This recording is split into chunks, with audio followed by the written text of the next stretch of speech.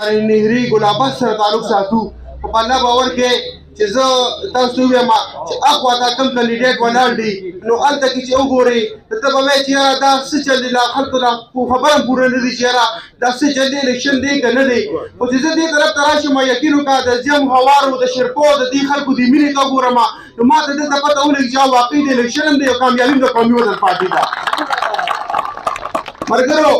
مشران خبرې کې ټایم ډېر مختصر دی خو زه تاسو صرف په یو نوټس کې یو خبر راوستل غواړم چې یاره د دې دا کوم حکومتونه چې تېر شو تاسو د دوی کار هم وګورئ په دې کلي علاقه کې ډېر ماشومان خو نن یو ماشوم دی یا هلک یو شلو کالو یو هلک دی نو هغه دا سوچ وکړو چې هغه د 10 کالو چې په هغه باندې د پي ټي آی ګورنمنټ راغلی دی او په 10 کال کې هغه دې وکړي چې یاره ماشوم ته وښایي غټ خو ټولو ته پته لګي چې یاره دې ملک کې په دې صوبه کې او خاص کر زموږ په دې تحصیل په چارسده او په دې تنظیم باندې څومره کارونه شوي دي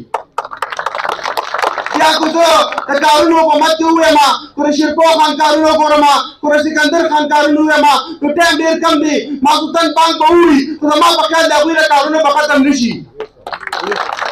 زه